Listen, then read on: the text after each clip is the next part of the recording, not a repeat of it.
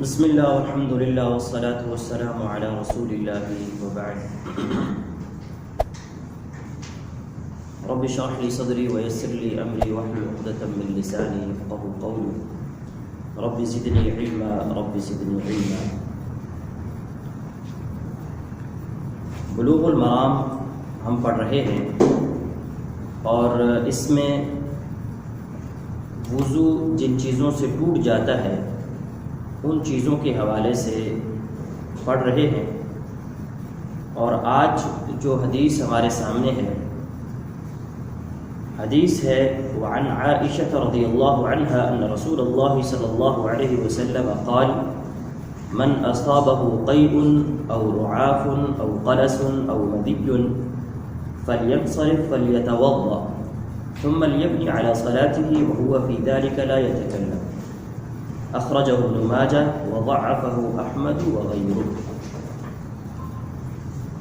عائشہ صدیقہ رضی اللہ تعالی عنہا سے روایت ہے کہ رسول اللہ صلی اللہ علیہ وسلم نے فرمایا من اصابہ قیء، جس کو قے آ جائے، الٹی آ جائے، او رعاف یا نکسیر آ جائے، او قلس یا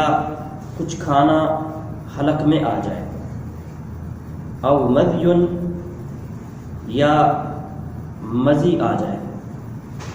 فلینصرف،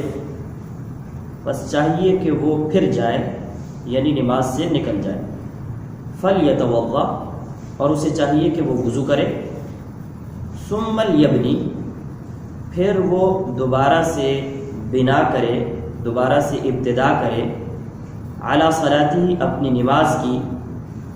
اس جگہ سے جہاں سے اس نے نماز چھوڑی تھی، وہو فی ذالک، اور وہ اس درمیان میں لا یتکلم، بات چیت نہ کرے۔ اخرجہ ابن ماجہ، ابن ماجہ نے اسے روایت کیا ہے، وضعفہ احمد، اور امام احمد نے اسے ضعیف قرار دیا ہے، وغیرہ، اور بہت سارے ائمہ نے بھی۔ سیدہ عائشہ صدیقہ رضی اللہ تعالیٰ عنہ سے یہ جو روایت ہے اس میں کئی ایک مسائل آئے ہیں، ایک ایک مسئلے کو لے کر کے ہم بات کریں گے۔ سب سے پہلی بات ہے کہ من اصابہ قیء، کہ جسے قے آ جائے، الٹی آ جائے، کھانا معدے سے باہر آ جانا، اس کو الٹی کہتے ہیں یا قے کہتے ہیں۔ اور اس حوالے سے یہ روایت جو ہے جس کے آخر میں آپ نے سنا کہ یہ روایت ضعیف ہے۔ اب اس مسئلے کو باقی روایات میں دیکھتے ہیں تو ہمیں اس طرح کی کوئی روایات نہیں ملتی ہیں۔ ایک روایت ملتی ہے جو کہ واضح نہیں ہے، اور وہ روایت یہ ہے کہ آپ صلی اللہ علیہ وسلم نے قے کی اور اس کی وجہ سے آپ نے روزہ افطار کر لیا۔ کچھ لوگوں نے یہ روایت اتنی ہی بیان کی ہے، ایک جگہ پہ یہ روایت ایسی بھی آئی ہے کہ اس کے بعد آپ نے وضو کیا، اور ابو الدرداء رضی اللہ تعالی عنہ کہتے ہیں کہ میں تھا جو آپ کو وضو کروانے والا تھا۔ علماء کرام نے لکھا ہے کہ یہ جو آگے وضو والے الفاظ ہیں اس کے اندر، یہ بھی اسی طریقے سے غیر محفوظ ہیں، یعنی یہ روایت بھی اس کے اندر بھی مسائل ہیں، جس کی بنیاد پہ یہ موقف تیار ہوتا ہے کہ جب دلیل نہیں ہے تو بغیر دلیل کے ہم قے کو یا الٹی کو وضو توڑنے والی چیزوں میں شامل نہیں کر سکتے ہیں۔ صحابہ کرام میں ہمارے سامنے عبداللہ ابن عمر، جابر بن یزید، ابن عباس اور ابن ابی اوفا اور ابو ہریرہ رضی اللہ تعالی عنہ، یہ وہ صحابہ ہیں جن کا یہ موقف ہے کہ الٹی سے وضو نہیں ٹوٹتا ہے۔ اور اسی طریقے سے تابعین میں سعید بن المسیب جو بڑے جلیل القدر تابعی ہیں، اسی طریقے سے مکحول اور ربیعہ رحمہم اللہ، یہ چند صحابہ کرام ہیں، یہ چند تابعین ہیں جن کا یہ موقف ہے کہ وضو الٹی سے نہیں ٹوٹتا ہے۔ اس بنیاد پہ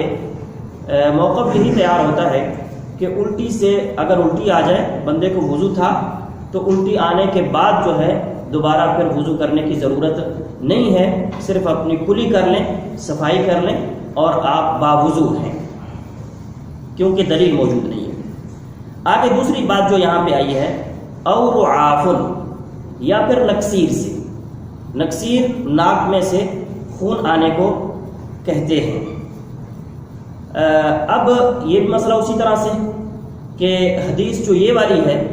یہ تو ضعیف ہے، اور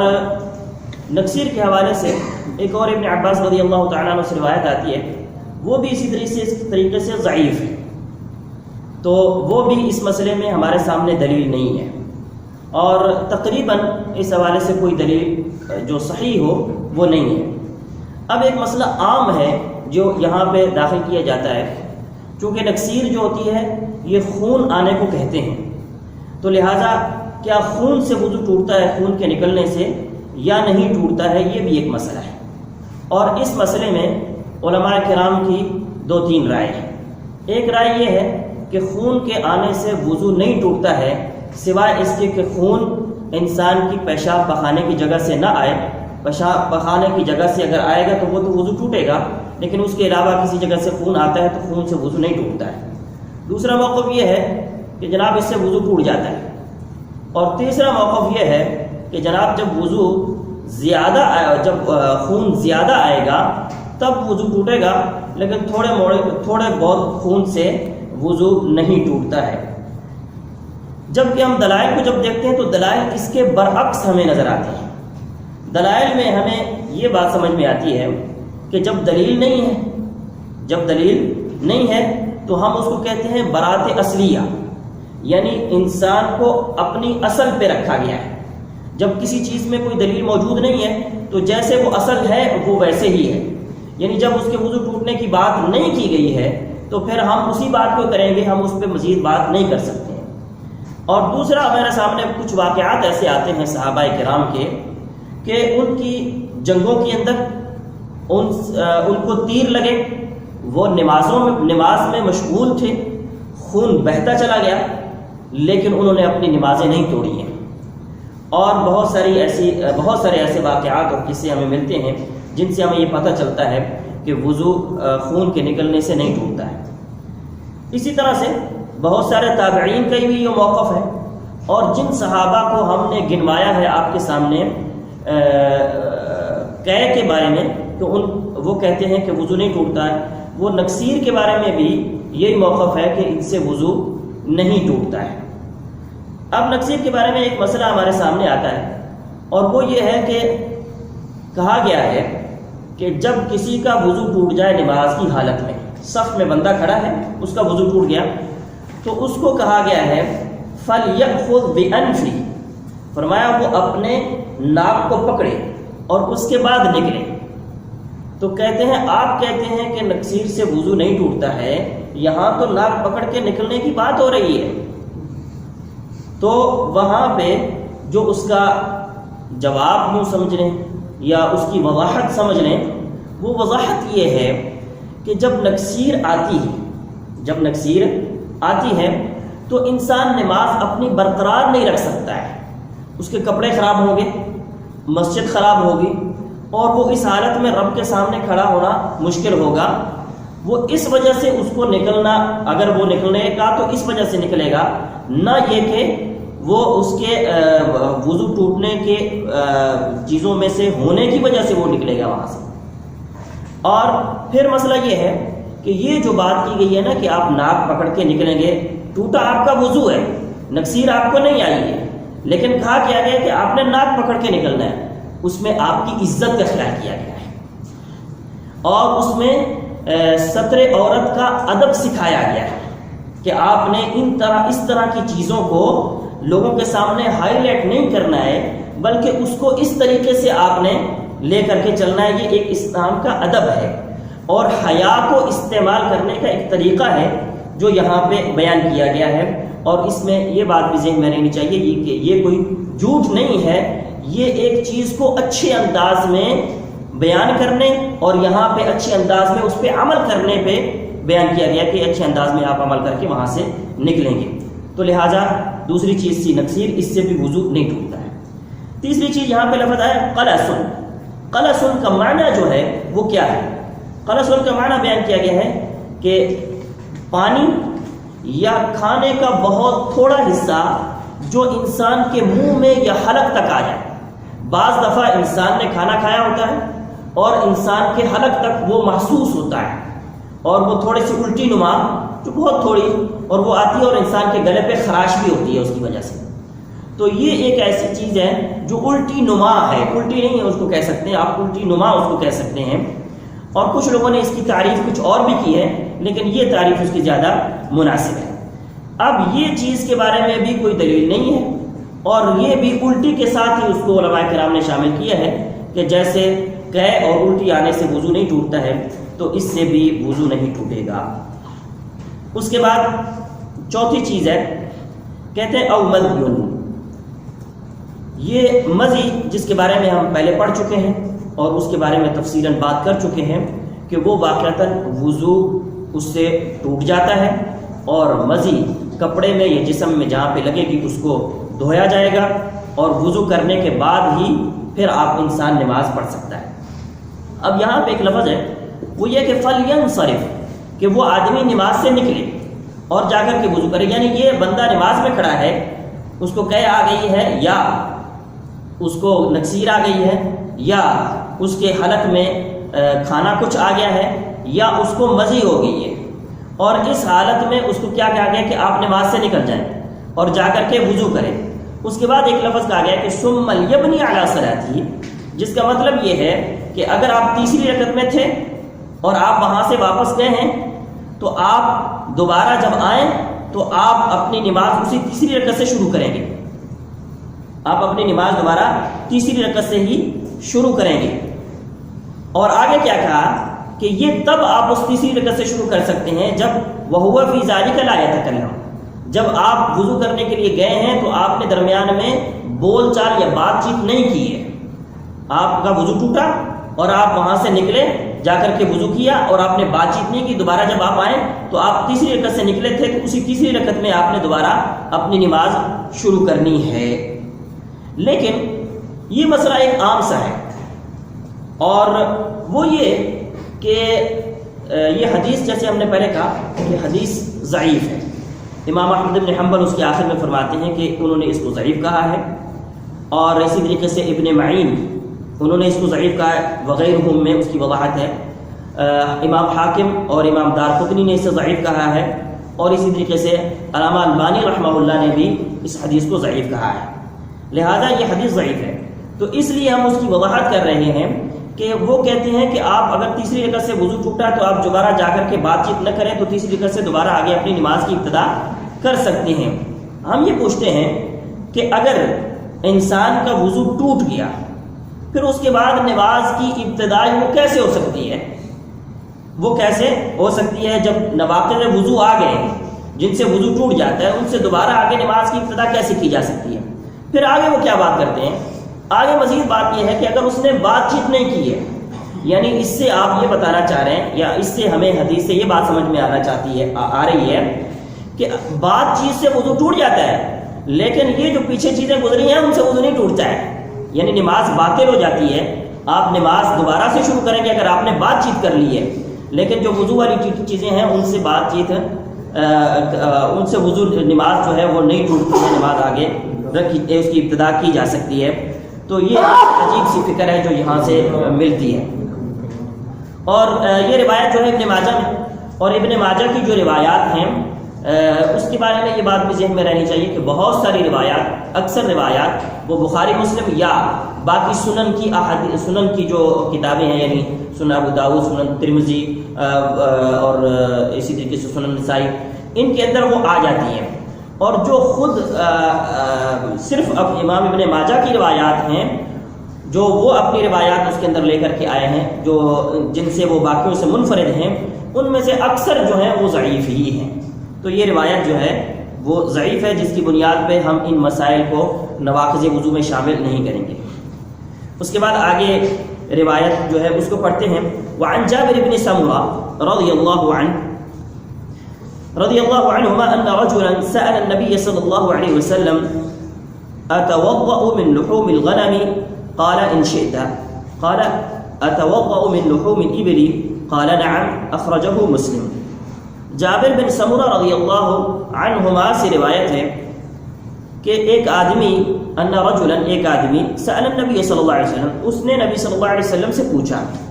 اتوضأ من لحوم الغنم کیا میں وضو کروں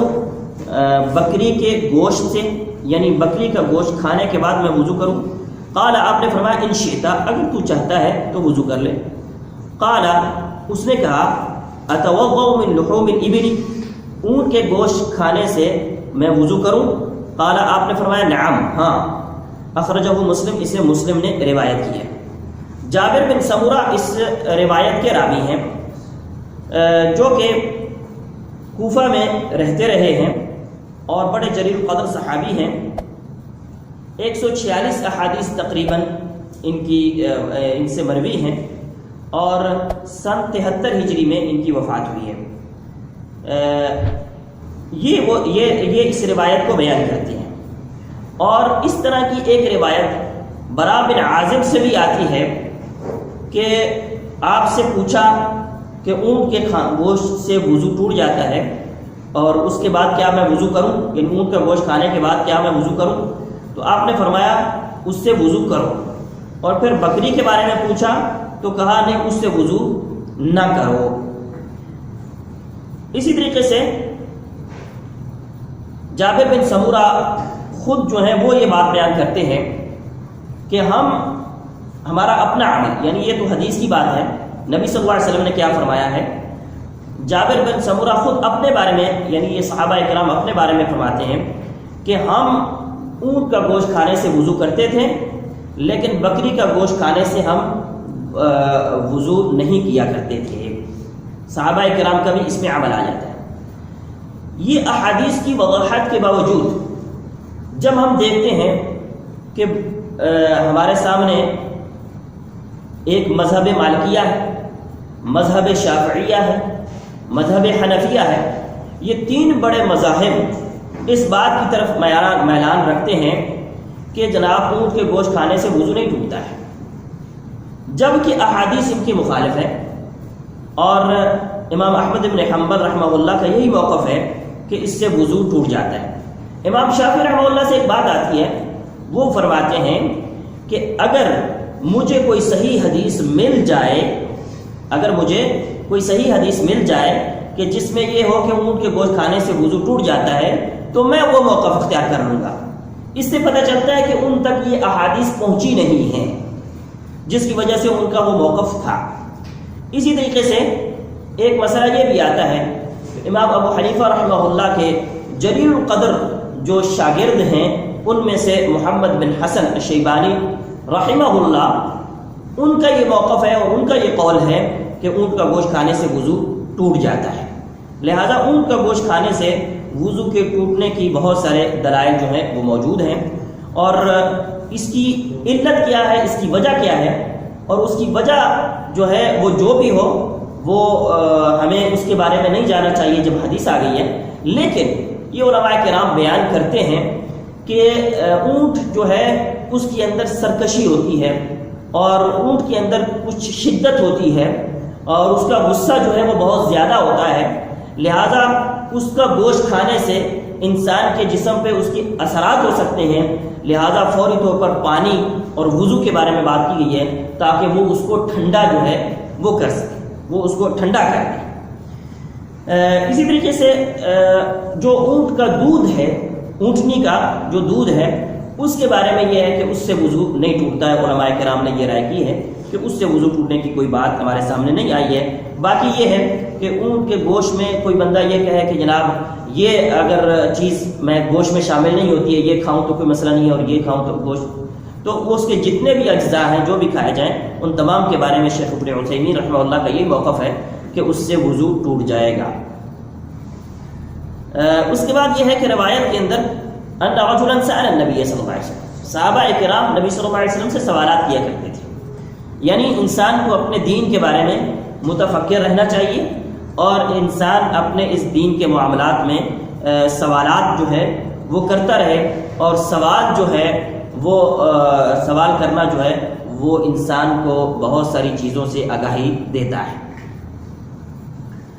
یہ مسلم کے اندر روایت ہے، اس کے اوپر بات کرنے کی ضرورت نہیں ہے، اور یہ روایت صحیح ہے۔ لہٰذا اونٹ کا گوشت کھانے سے تو وضو ٹوٹ جائے گا، اس کے علاوہ باقی کوئی گوشت کھانے سے وضو نہیں ٹوٹتا ہے، سوائے اس کے کہ آپ جو چینجنگ پیدا ہوئی ہے منہ کے اندر ذائقہ یا کچھ، اس کی وجہ سے آپ کلی کر سکتے ہیں اور کلی کر لیں، اس کے علاوہ اور کوئی چیز نہیں۔ آگے جو حدیث ہے اس کو ہم لیتے ہیں۔ عن ابی ہریرہ رضی اللہ عنہ قال قال النبي صلی اللہ علیہ وسلم من غسل میتا فلیغتسل ومن حمله فلیتوضأ اخرجه احمد والنسائی والترمذی وحسنه وقال احمد لا يصح في هذا الباب شيء۔ ابو ہریرہ رضی اللہ تعالی عنہ سے روایت ہے، فرماتے ہیں کہ نبی صلی اللہ علیہ وسلم نے فرمایا من غسل میتا، جس نے غسل دیا کسی میت کو، فلیغتسل، اس کو چاہیے کہ وہ غسل کرے، ومن حملہ، اور جس نے میت کو اٹھایا، فلیتوضأ، اس کو چاہیے کہ وہ وضو کرے۔ اخرجہ احمد، اسے امام احمد نے روایت کیا ہے، امام نسائی نے روایت کیا ہے، امام ترمذی نے روایت کیا ہے، اور امام ترمذی نے اس کو حسن قرار دیا ہے۔ وقال احمد، اور امام احمد رحمہ اللہ فرماتے ہیں لا يصح في هذا الباب شيء، اس مسئلے میں کوئی بھی چیز صحیح نہیں ہے۔ امام احمد بن حنبل رحمہ اللہ کا یہ موقف ہے۔ اب میت کو غسل دینا، میت کو غسل دینا یہ تو فرض کفایہ میں شامل ہے کہ میت کو غسل دیا جائے گا، اور اگر کوئی ایسا میت ہے کہ جو جل گیا ہے یا غسل دینے کے قابل نہیں ہے تو اس کے لیے تیمم کی بات کی گئی ہے کہ اس کو تیمم کرایا جائے گا یا کیا جائے گا اس کا۔ اور یہ جو روایت ہے نا، اس روایت میں دو باتیں ہیں۔ ایک بات تو یہ ہے کہ جو میت کو غسل دے گا وہ غسل کرے گا، جو میت کے جنازے کو اٹھائے گا یا میت کو اٹھائے گا وہ وضو کرے گا، دو باتیں علیحدہ علیحدہ سے۔ اب اس کو ابن ماجہ اور ابن حبان وغیرہ نے روایت کیا ہے، اور یہ جو چند اور راوی جو جس کا تذکرہ یہاں پہ آیا انہوں نے بھی روایت کیا ہے، لیکن تمام راویوں نے صرف پہلی بات ذکر کی ہے کہ من غسل میتا فلیغتسل، وہ اس کو غسل کرنا چاہیے۔ آگے جو اس کو اٹھائے اس کے وضو والی بات صرف ابن حبان رحمہ اللہ نے وہاں پہ ذکر کی ہے، لیکن یہ حدیث صحیح نہیں ہے۔ جیسے کہ امام احمد بن حنبل فرماتے ہیں کہ اس باب میں کوئی بھی چیز صحیح نہیں ہے اور یہ حدیث صحیح نہیں ہے، لیکن اس کے باوجود علامہ البانی رحمہ اللہ نے اس حدیث کو صحیح قرار دیا ہے۔ لیکن ہم دلیل کے پیروکار ہیں اور ہم دلائل کو دیکھیں گے، ہم کسی نام کے پیچھے چلنے والے نہیں ہیں۔ کسی نے اگر اچھا کام کیا ہے ہم اس کی تعریف کرتے ہیں اور وہ ہمارے سر آنکھوں پہ ہے، اور میں ایک طالب علم کسی بڑے پہ بات کروں تو ہمارا یہ زیب ہی نہیں دیتا ہے، لیکن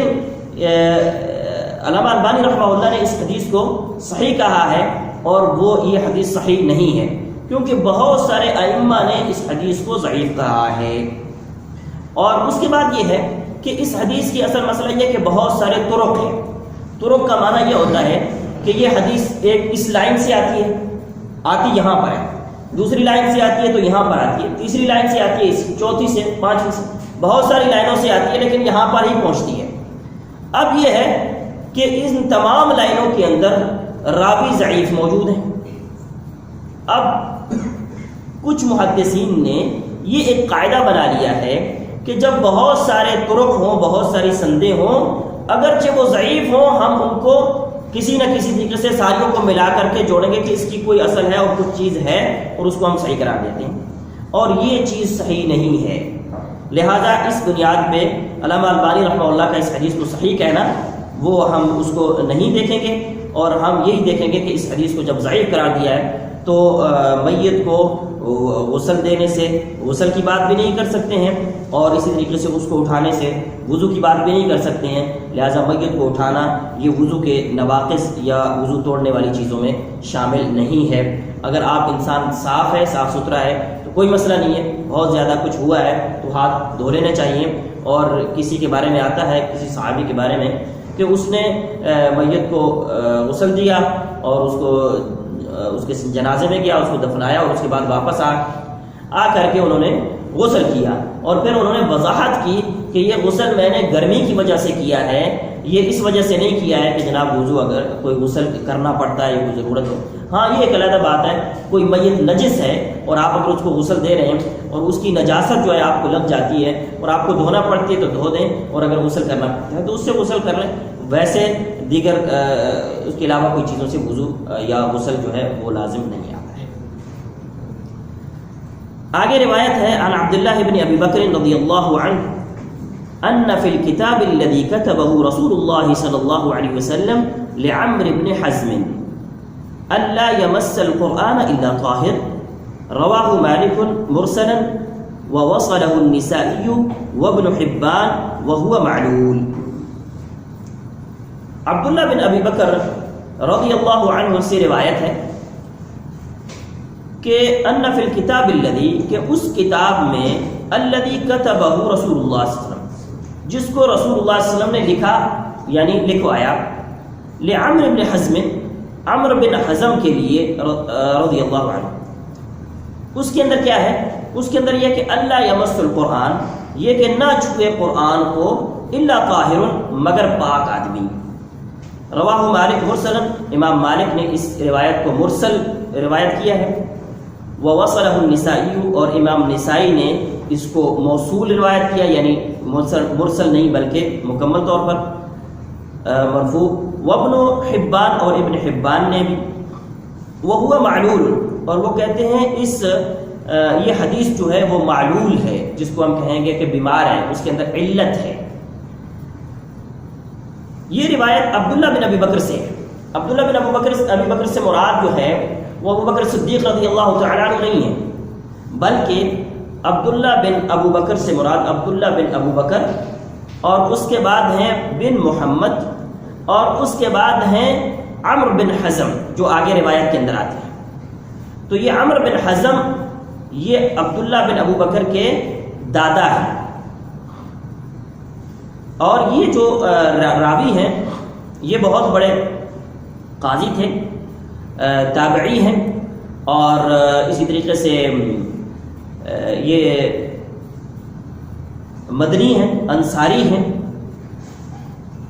اور 135 ہجری میں ان کی وفات ہوئی ہے 70 برس کی عمر میں۔ اور جو عمر بن حزم ان کے دادا ہیں وہ غزوہ خندق میں جو ہے نبی صلی اللہ علیہ وسلم کے ساتھ شریک تھے، اور آپ صلی اللہ علیہ وسلم نے ان کو نجران کا جو علاقہ ہے، جس کو یمن کا علاقہ بھی کہا جاتا تھا اس دور میں، اس علاقے میں لوگوں کو تعلم و قرآن سکھانے وغیرہ کے لیے بھیجا تھا۔ اور یہ شخص جو ہے خلافت عمر رضی اللہ تعالیٰ عنہ کے اندر سن 50 ہجری میں مدینہ منورہ میں ان کی وفات ہوئی ہے۔ اب ان شخص کو جو راوی روایت کر رہا ہے، اس کے آگے جو عبداللہ بن عمر بن حزم ہیں یہ دادا ہیں، اور جن کے بارے میں بات ہو رہی کہ جن کو نبی صلی اللہ علیہ وسلم نے وہاں بھیجا تھا، ان کو وہاں بھیجنے پہ کتاب لکھ کر کے دی تھی، یعنی کچھ مسائل جو ہیں لکھ کر کے دیے تھے، اور اس کے اندر کیا تھا؟ کچھ فرائض اور سنتیں اور زکوٰۃ اور دیت وغیرہ کے کچھ مسائل تھے جو بیان کیے گئے تھے، اور یہ کتاب بھی یعنی لوگوں کے درمیان میں موجود ہے۔ اب اس کے اندر یہ روایت موجود تھی یا یہ الفاظ موجود تھے کہ اللہ یمس القرآن الا طاہر، کہ قرآن کو نہ چھوئے مگر طاہر آدمی۔ اب یہ ایک بہت بڑا مسئلہ ہے کہ کیا قرآن کو طاہر آدمی نہ چھوئے تو اس کا کیا مطلب ہے، اور اس حوالے سے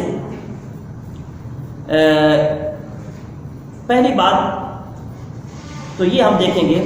کہ قرآن سے مراد کیا ہے، قرآن کو نہ چھوئے اس سے مراد کیا ہے۔ اس سے مراد یہ جو ہمارے سامنے مصحف ہے، جو قرآن اوراق میں ورقوں میں لکھا ہوا ہے، یا وہ کسی کپڑے پہ یا کسی اور چیز پہ جہاں کہیں بھی لکھا ہوا ہو، تو وہ قرآن مراد ہے۔ اصل میں قرآن اللہ کی کلام ہے، یہ مخلوق نہیں ہے، یہ اللہ کی کلام ہے۔ اور اللہ کی کلام یا کسی بھی کی کلام، اس کلام کو چھونا یہ ممکن نہیں ہے، کلام کو چھونا یہ ممکن نہیں ہے۔ لہذا اگر چھونے کی بات ہوتی ہے تو وہ کسی کتاب کے بارے میں یہ ہوگی جس کے اندر قرآن لکھا ہوا ہے۔ اور کیا اس کو چھوا جا سکتا ہے وضو کی حالت میں بغیر وضو کے، یہ اصل میں مسئلہ ہے۔ اور اس میں قرآن کریم کی ایک آیت ہے جس کے اندر فرمایا گیا ہے سورۃ واقعہ کے اندر، فرمایا انہ لقرآن کریم، یہ قرآن بڑا باعزت ہے، فی کتاب مکنون،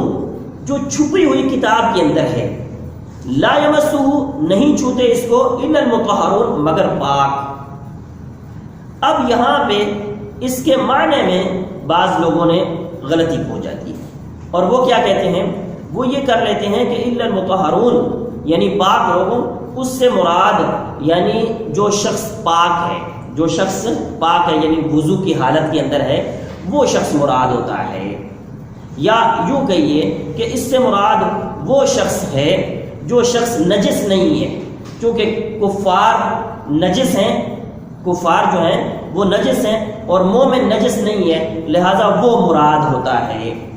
ٹھیک ہے، یہ کچھ لوگوں نے بات کی ہے، لیکن یہ بات صحیح نہیں ہے۔ عبداللہ ابن عباس رضی اللہ تعالیٰ عنہ جو ترجمان القرآن ہیں، انہوں نے بھی اس کی وضاحت یہ کی ہے کہ اس سے مراد فرشتے ہیں جو اس کو چھوتے ہیں،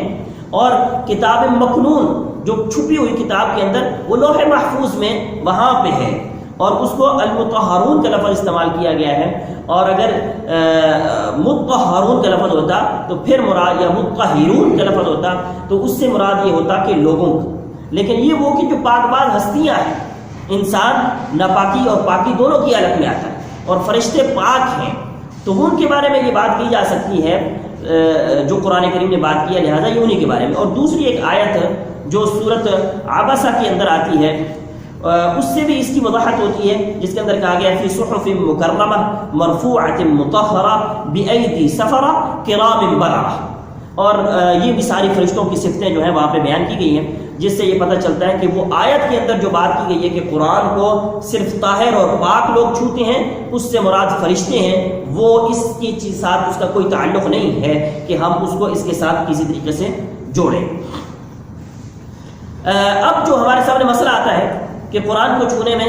دو تین چیزیں ہیں۔ ایک تو یہ ہے کہ اس کے لیے مومن ہونا چاہیے، نجس کافر نہیں ہونا چاہیے، یہ مسئلہ ہے، کیا یہ ہے یا نہیں ہے؟ تو اس کے بارے میں ہم یہ بات کرتے ہیں کہ قرآن یہاں پہ جو لفظ آئے ہیں کہ وہاں لفظ ہے الا طاہر، مگر پاک آدمی، مگر پاک شخص جو ہے وہ اس کو چھوئے گا۔ اب مومن کے بارے میں جب بھی بات کی ہے تو طاہر کے لفظ کہیں نہیں آئے، وہاں پہ لفظ یہ آیا ہے لا ینجس، فرمایا کہ وہ نجس نہیں ہوتا ہے، مومن نجس نہیں ہوتا ہے، یہ نہیں کہا ہے کہ مومن جو ہے وہ طاہر ہوتا ہے، یہ کہا ہے کہ مومن نجس ہوتا ہے، کیونکہ مومن ناپاکی اور پاکی دونوں حالتوں میں آتا ہے، لہذا اس سے یہ معاملہ بھی نکل جاتا ہے، فرشتوں والا معاملہ بھی نکل گیا اور یہ معاملہ بھی وہاں سے نکل گیا۔ اب مسئلہ پیچھے رہ گیا ہے، کیا یہ جو انسان جنابت کی حالت میں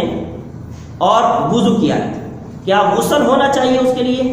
یا وضو ہونا چاہیے؟ تو یہ تو حقیقت ہے کہ غسل کے بارے میں علماء کرام کا یہ موقف ہے کہ جنبی شخص جو ہے وہ قرآن کریم کو ہاتھ نہیں لگا سکتا ہے۔ البتہ وضو والا مسئلہ ہے جس کے بارے میں یہ ہے کہ وضو اگر ہے یا نہیں ہے، اس بارے میں اختلاف ہے کہ کیا وضو اگر ہے تب آپ قرآن کو ہاتھ لگا سکتے ہیں، یا بغیر وضو کے بھی آپ قرآن کو ہاتھ لگا سکتے ہیں یا نہیں لگا سکتے ہیں۔ یہ ایک مسئلہ ہے جو کہ ایک اختلافی مسئلہ ہے، جس کے بارے میں موقف یہ ہونا چاہیے کہ وضو کے ساتھ ہی قرآن کو چھونا چاہیے، وضو کے بغیر قرآن کو نہیں چھونا چاہیے، وضو کے بغیر قرآن کو نہیں چھونا چاہیے۔ اور اس کے چھونے کا جو طریقہ ہے اس میں یہ ہے کہ یہ کتاب ہے مثلا، تو اس پوری کتاب کو نہیں چھونا ہے۔ ہاں اگر کسی اور چیز کے ساتھ کوئی کپڑا ہے یا کوئی اور جو اس قرآن سے جدا ہے، آپ کہتے ہیں یار یہ قرآن کی جلد ہے، قرآن تو بیچ میں یہ لکھا ہوا ہے میں سائڈ سے چھوتا ہوں، یہ سائڈ والی جگہ سے نہیں، سائڈ سے بھی آپ نہیں چھو سکتے ہیں اس کو، اور اس کے حاشیے سے وہ بھی نہیں چھو سکتے ہیں، باہر اس کا جو گدا ہے یا اس سے آپ نہیں، جو اس کے ساتھ متصل ہے آپ اس سے نہیں چھو سکتے ہیں، بلکہ آپ کو اس کے منفصل یعنی علیحدہ کوئی چیز لا کر کے اس سے اگر آپ چھوئیں تو وہ چھو سکتے ہیں۔ البتہ چھوٹے بچے جو نابالغ ہیں، جن کے اوپر ابھی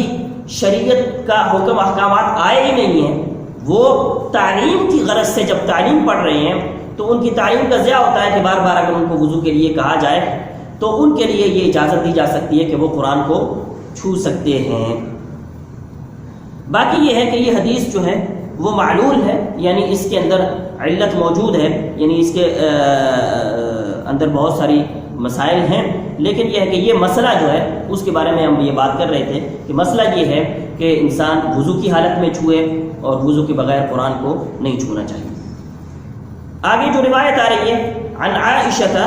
رضی اللہ عنہا قالت كان رسول اللہ صلی اللہ علیہ وسلم يذكر اللہ على كل احیان رواہ مسلم وعلقہ البخاری۔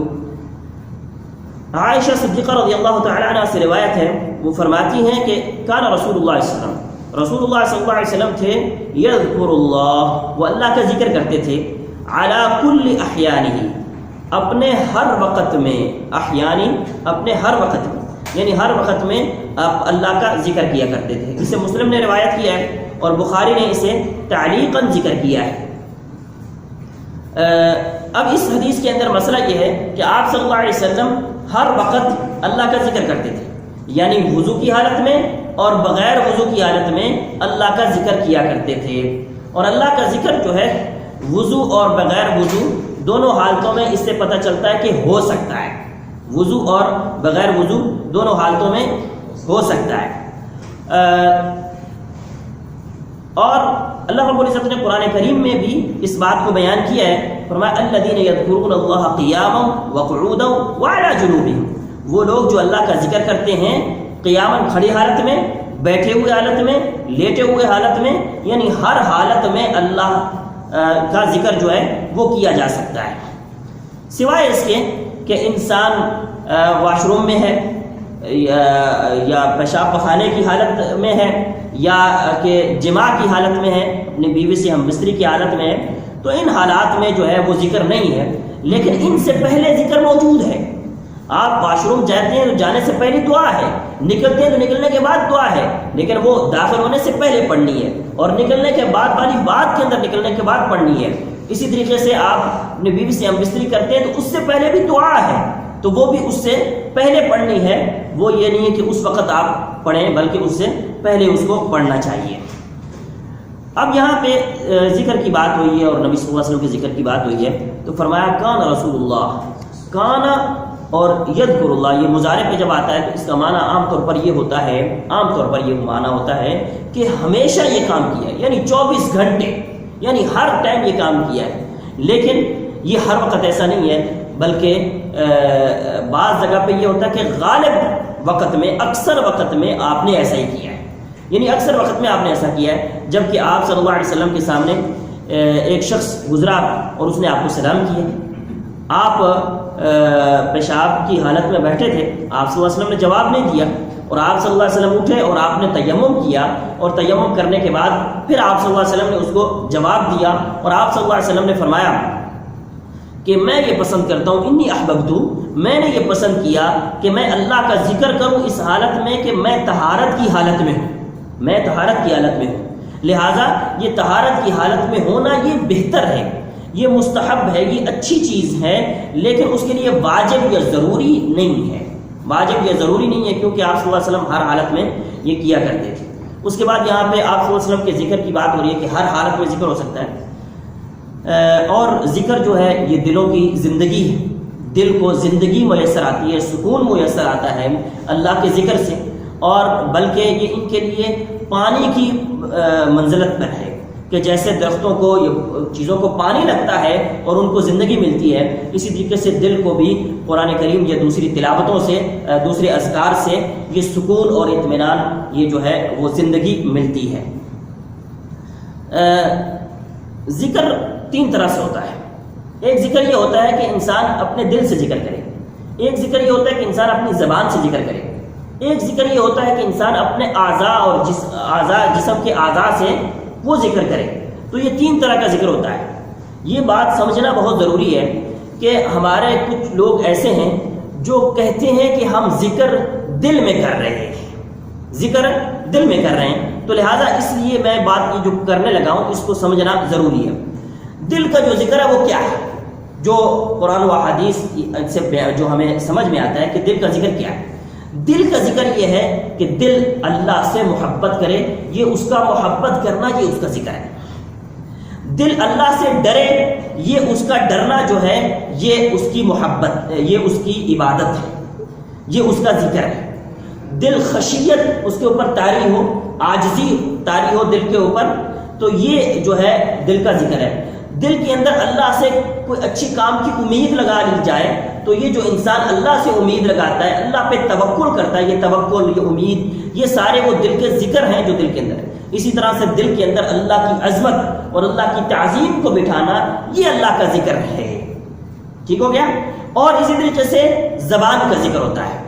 زبان کا ذکر یہ ہے کہ زبان سے اللہ رب العزت کا نام لیا جائے، اور وہ نام کس طریقے سے؟ جس طریقے سے آپ صلی اللہ علیہ وسلم نے بیان کیا ہے، سبحان اللہ، الحمدللہ، اللہ اکبر، لا الہ الا اللہ، اور استغفر اللہ، قرآن کریم کی تلاوت، اور بہت ساری ایسی چیزیں ہیں جن سے اللہ کا ذکر ہوتا ہے۔ تو یہ زبان کے ساتھ ذکر ہوتا ہے۔ پھر یہ کہ انسان اپنے اعضاء سے ذکر کرتا ہے، انسان اپنے اعضاء اور اپنے جسم سے کرتا ہے، کہ جب انسان رکوع میں ہے یہ انسان ذکر کر رہا ہے، قیام میں ذکر کر رہا ہے، سجدے میں یہ ذکر کر رہا ہے، تشہد میں بیٹھا ہوا ہے یہ ذکر کر رہا ہے، انسان عرفہ سے مزدلفہ جا رہا ہے یہ ذکر کر رہا ہے، انسان مزدلفہ سے مینا جا رہا ہے اور یہ ذکر ہو رہا ہے۔ یعنی یہ جسم کا ذکر ہے، اور یہ ذکر جو ہیں سارے کے سارے یہ پھر ایک دوسرے کے ساتھ جڑے ہوئے ہوتے ہیں۔ جب انسان نماز میں کھڑا ہے، مثلا وہ نماز میں جو پڑھ رہا ہے، جو زبان سے ذکر کر رہا ہے، یہ جو الحمدللہ پڑھ رہا ہے یہ زبان سے اس کا ذکر ہو رہا ہے، یہ جو سبحان اللہ، سبحان ربی العظیم کہہ رہا ہے یہ اس کی زبان سے ذکر ہو رہا ہے، یہ زبان کا ذکر ہے۔ لیکن اس کے معانی پہ غور و فکر کرنا یہ دل کا ذکر ہو رہا ہے۔ اگر وہ اس پر غور و فکر کر رہا ہے تو یہ ذکر دل کا ذکر ہو رہا ہے۔ اور یہ جو کھڑا ہے اپنے جسم سے یا رکوع کر رہا ہے یا سجدے میں، یہ بھی اس کا جسم کا ذکر ہے۔ اس طرح سے نماز کے اندر یہ تینوں ذکر جو ہیں وہ آپس میں مل رہے ہیں، تینوں ذکر جو ہیں وہ آپس میں مل رہے ہیں۔ لیکن جو شخص زبان سے کوئی الفاظ بولے اللہ کا نام یا کوئی ایسے، اور وہ کہے کہ میں جناب دل سے ذکر کر رہا ہوں، نہیں میرے بھائی، دل بولتا ہی نہیں ہے، بولتی تو زبان ہے، لہٰذا جو آپ الفاظ کے ساتھ ذکر کرتے ہیں وہ زبان کا ذکر ہے، وہ دل کا ذکر نہیں ہے۔ دل کا ذکر یہ ہے کہ آپ اللہ سے ڈریں، یہ دل کا ذکر ہے۔ دل کا ذکر یہ ہے کہ اللہ کی تعظیم اپنے دل میں بٹھائیں، اللہ پہ توکل کریں، اللہ سے محبت کریں، یہ دل کا ذکر ہے۔ تو آج ہمارے ہاں ایک مخصوص انداز میں لوگ اپنے سروں کو مارتے ہیں اور اپنے زبانوں کو اونچی اونچی اور اس طریقے سے ایک آواز جو ہے وہ نکالتے ہیں کہ جناب ہمارا دل جو ہے وہ بول رہا ہے اور دل سے جو ہے یہ ذکر ہو رہا ہے۔ ایسی کوئی چیز نہیں ہے، بلکہ دل کے ذکر کی صورت وہ کچھ اور ہے، زبان کی کچھ اور ہے، اور انسان کے اپنے جسم کے اعضاء کی کچھ اور ہے۔ لہذا یہ تینوں کو ملایا جا سکتا ہے، کیونکہ یہ تینوں ایمان کے ارکان ہیں۔ ایمان زبان سے اقرار اور دل سے اس کی تصدیق اور اعضاء سے کر دکھانے کا نام ہے۔ اور یہ روایت جو ہے مسلم نے روایت کیا ہے اس کو، اور علقہ البخاری، بخاری نے اس کو تعلیقاً ذکر کیا ہے، یعنی بخاری نے یہ روایت تو ذکر کی ہے لیکن اس روایت کی سند ذکر نہیں کی ہے، بغیر سند کے ہی یہ روایت وہاں پہ انہوں نے ذکر کی ہے۔ جو اس طرح کی روایات ہیں یہ بخاری کی روایات شامل نہیں ہوتی، ان کو بخاری کی روایات نہیں سمجھا جاتا ہے، کیونکہ بخاری نے یہ روایات لائی ہیں حدیث کے طور پر ان کو نہیں لایا ہے، وہ اپنی کسی مسئلے کی ہیڈنگ، عنوان کے طور پر اس کو لے کر کے آئے ہیں، کیونکہ وہ عنوان کے طور پر بھی اپنے الفاظ نہیں استعمال کرنا چاہتے ہیں، وہ نبی صلی اللہ علیہ وسلم کے الفاظ جو ہیں ان کو استعمال کرنا چاہتے ہیں، لہذا اس لیے انہوں نے اس کو تعلیقاً ذکر کیا ہے۔ آگے جو روایت آ رہی ہے، وعن انس رضی اللہ عنہ ان النبی صلی اللہ علیہ وسلم احتجم، انس رضی اللہ عنہ سے روایت ہے، وہ فرماتے ہیں کہ نبی صلی اللہ علیہ وسلم نے احتجامہ، یہ سنگی لگوائی جس کو حجامہ کہتے ہیں آج کل، کہ حجامہ کروایا، وصلى اور نماز پڑھی، ولم يتوضأ اور انہوں نے وضو نہیں کیا، اخرجہ الدارقطنی اور اس کو امام دارقطنی نے روایت کیا ہے، ولینہ اور انہوں نے اس کو کمزور کہا ہے، ولینہ اور اس کو کمزور کہا ہے۔ اب یہاں پہ مسئلہ ہے کہ حجامہ جو ہے اس سے وضو ٹوٹتا ہے یا نہیں ٹوٹتا ہے۔ تو اس مسئلے میں یہ روایت جس کے بارے میں یہ ہے کہ یہ ایک روایت کمزور روایت ہے، لیکن اس کے باوجود مسئلہ یہی ہے کہ اس سے وضو نہیں ٹوٹتا ہے، کیونکہ جب ہم صحابہ کرام کے طور طریقوں کو دیکھتے ہیں تو صحابہ ابن عباس رضی اللہ تعالیٰ عنہ سے آتا ہے، وہ فرماتے ہیں جب تم حجامہ کرواؤ تو بس آپ کے لیے اتنا کافی ہے کہ اس اثر کو جہاں پہ آپ نے حجامہ کروایا ہے وہاں پہ خون کا جو اثر موجود ہے اس کو نکال دو تو بس کافی ہے۔ اور اسی طریقے سے ابن عمر سے بھی یہی روایت ہے اسی طرح کی کہ ابن عمر جو ہے رضی اللہ عنہ وہ حجامہ کرواتے تھے اور اس کے بعد وہ اپنے اس کو دھو لیتے تھے لیکن وضو نہیں کرتے تھے۔ اور اس روایت کو جو ابن عمر کی روایت ہے اس کو بخاری نے تعلیقاً بھی ذکر کیا ہے، بخاری نے تعلیقاً بھی ذکر کیا ہے۔ حسن بصری رحمہ اللہ کا بھی یہی موقف ہے کہ اس سے وضو نہیں ٹوٹتا ہے، اور یہ مسئلہ اس مسئلے کے ساتھ داخل ہوتا ہے جو مسئلہ ہم تھوڑی دیر پہلے پڑھ رہے تھے کہ خون کے نکلنے سے وضو ٹوٹتا ہے کہ نہیں۔ تو ہم نے کہا خون تھوڑا نکلے زیادہ نکلے جس طرح سے بھی نکلے اس سے وضو نہیں ٹوٹتا ہے، تو لہٰذا یہاں یہ بھی اسی طریقے سے ہے کہ اس سے وضو نہیں ٹوٹتا ہے۔ البتہ یہ مسئلہ کہ کیا حجامہ لگوانا چاہیے یا نہیں لگوانا چاہیے، تو یہ ایک مسئلہ ہے۔ تو مختصر بات یہ ہے کہ حجامہ شوق میں نہیں ہے، یہ بات ذہن میں رہنی چاہیے، یہ شوق کے کام نہیں ہے، بلکہ حجامہ جو ہے یہ علاج ہے، علاج کے طور پر استعمال ہوتا ہے۔ آپ صلی اللہ علیہ وسلم نے فرمایا کہ 3 چیزوں میں شفا ہے، بخاری کی روایت ہے، آپ صلی اللہ علیہ وسلم نے فرمایا 3 چیزوں میں شفا ہے۔ ایک فرمایا حجامہ میں شفا ہے،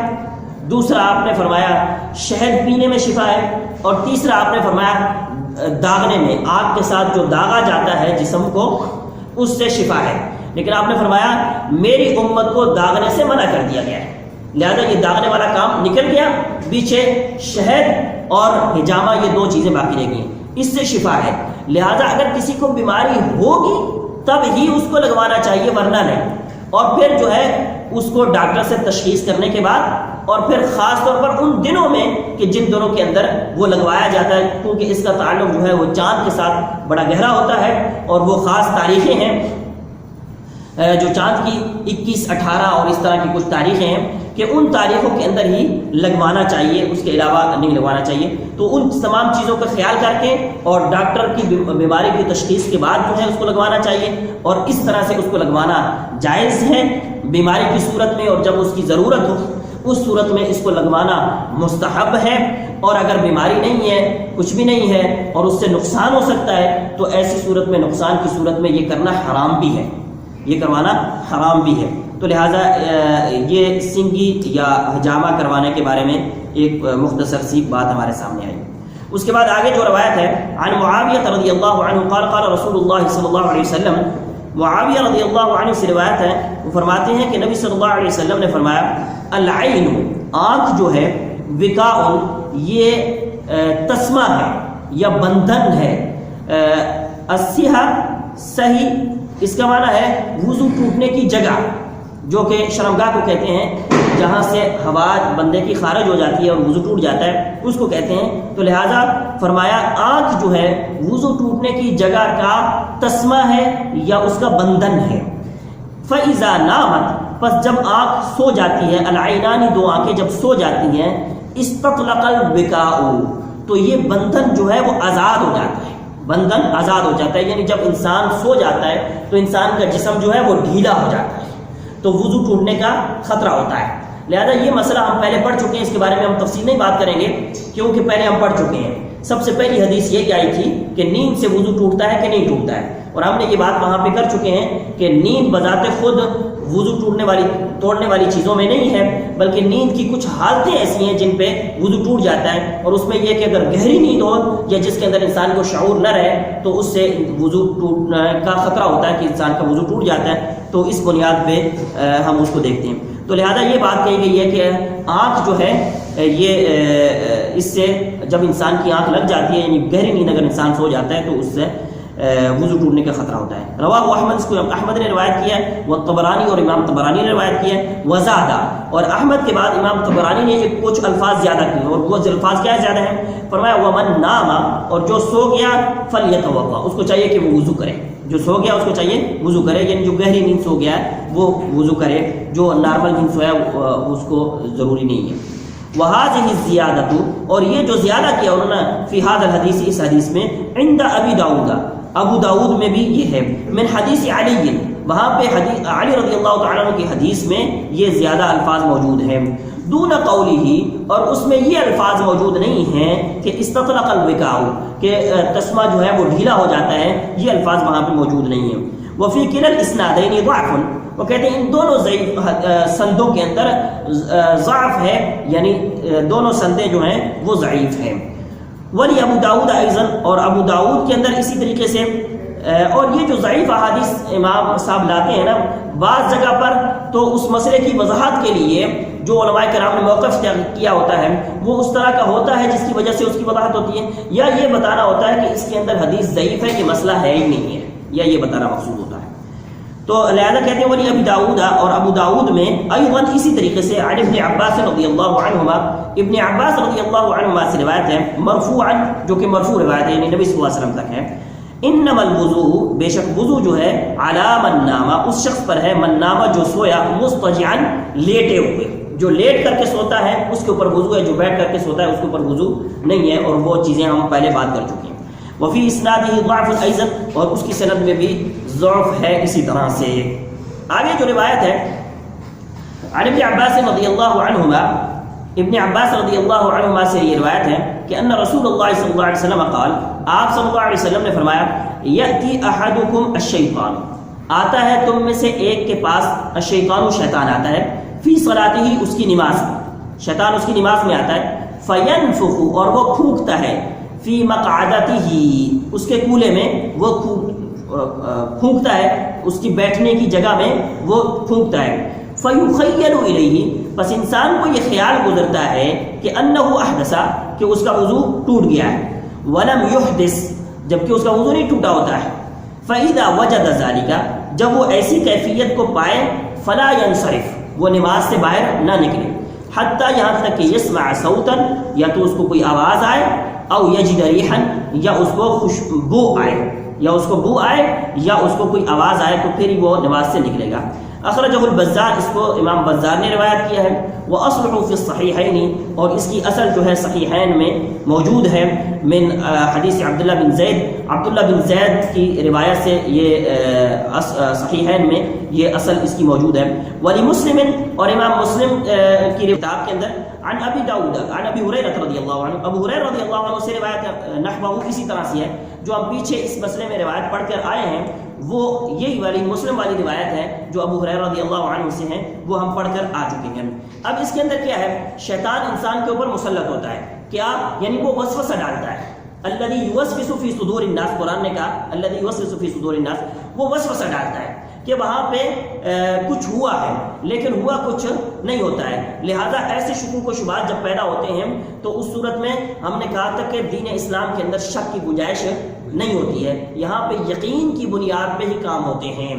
اور شک کی کوئی گنجائش نہیں ہے. لہذا یہ شک کے دور کرنے کے لیے روایت ہے. دوسرا وسواس اور اس طرح کی چیزوں کو دور کرنے کے لیے یہ روایت آئی ہے. اور تیسرا موقف ہمارے سامنے واضح کر دیا ہے کہ اگر ایسا کوئی چیز آئے تو آپ کو اگر آواز آئی ہے کوئی یا آپ کو کوئی بو آئی ہے تبھی آپ نماز سے نکل سکتے ہیں، وگرنہ نہیں. وللحاکمی، اور امام حاکم کی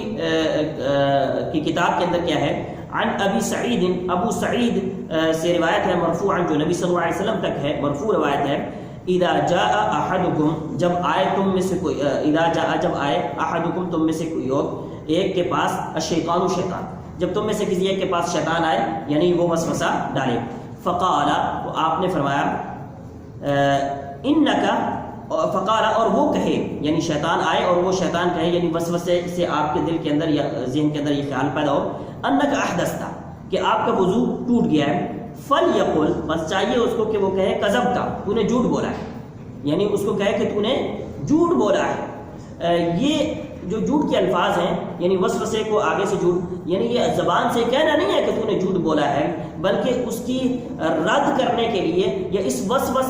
وسوسے کو دور کرنے کے لیے الفاظ کہے جا رہے ہیں کہ تو جھوٹ بول رہا ہے۔ اور دوسری بات ہے کہ دشمن کے مقابلے میں شدت اختیار کرنے والی بات ہے، جو ہمارا سب سے بڑا دشمن ہے، عزم و ہمت کے ساتھ اس کو جھٹلانا ہے۔ اور آگے جو روایت ہے وَأَخْرَجَهُ ابن حبان، اور ابن حبان نے اس روایت کو جو بیان کیا ہے بلفظ، ان کے الفاظ ہیں فَلْيَقُلْ فِي نَفْسِي، وہ اپنے نفس میں کہے، یعنی اپنی زبان سے اس کو الفاظ نہیں ادا کرنے کہ تو نے جھوٹ بولا ہے، بلکہ اپنے نفس میں، اپنے دل میں ہی یہ بات کہے کہ یہ جھوٹی بات ہے، یہ کوئی حقیقت نہیں ہے، اس کو جھٹلا دے۔ جبکہ نبی صلی اللہ علیہ وسلم سے یہ روایت موجود ہے کہ شیطان جو ہے وہ حضرت ابو ہریرہ رضی اللہ تعالیٰ عنہ صدقۃ الفطر کے اس مال پر مقرر تھے، تو شیطان آتا تھا، وہاں سے کچھ لے جاتا تھا، اور ہر روز وہ پکڑتے تھے اور وہ کہتا تھا آج کے بعد نہیں آؤں گا، اور آخر میں اس نے کہا کہ آیت الکرسی پڑھ لیا کرو، میں نہیں آؤں گا۔ آپ صلی اللہ علیہ وسلم نے فرمایا صدقک وہو کذوب، وہ سب سے بڑا جھوٹا ہے لیکن اس نے آپ کو سچ بات بتائی ہے۔ یعنی سچ بات اور حقیقت بات، صحیح بات، وہ کسی جگہ سے بھی ملے اس کو لینا چاہیے، جو صحیح بات ہے وہ کسی جگہ سے بھی ملے اس کو لینا چاہیے، لیکن وہ شخص جھوٹا ہے، وہ شخص جو ہے وہ جھوٹا ہے۔ آج ہمارے سامنے دعوت دین جو بیان کی جاتی ہے، دعوت دی جاتی ہے، اس کے اندر بہت ایسے لوگ ہیں جو جھوٹ اور فراڈ اور بہت کچھ ایسی چیزیں بیان کرتے ہیں، لیکن وہ سچ بھی بیان کرتے ہیں۔ تو یہ مطلب نہیں ہے کہ جناب ہم ان کے سچ کو بھی جھٹلا دیں اور ہم ان کے جھوٹ کو بھی جھٹلائیں۔ ان کے جھوٹ کو تو جھٹلایا جاتا ہے، لیکن ان کا سچ جو ہے ان کی وجہ سے نہیں، وہ قرآن اور حدیث کے اندر موجود ہے، تو ہم اس سے ہم شیطان کی بات نہیں مان رہے ہیں، بلکہ آیت الکرسی کو جو ہم مان رہے ہیں وہ اللہ اور اس کے رسول نے بیان کیا ہے، تو اس لیے ہم اس کو مان رہے ہیں۔ لہذا وضو کے نواقض میں بہت ساری چیزیں جو ہم نے پڑھی ہیں، جو ان کے نواقض میں تھیں ان کو بھی ہم نے ڈسکس کیا ہے، اور جو نواقض میں نہیں تھی ان کو بھی ڈسکس کیا ہے۔ اور آخری بات جو ہے شک کے حوالے سے اور وسواس پیدا ہونے کے حوالے سے بات تھی کہ ہم نے اس کو دور کرنا ہے اور شیطان کو بھگانا ہے۔ اللہ رب العزت سے دعا ہے کہ اللہ رب العزت ہمیں حدیث کو پڑھنے کی اور حدیث کو سمجھنے کی اور اس پر عمل کرنے کی توفیق عطا فرمائے۔ وآخر دعوانا الحمد للہ رب العالمین۔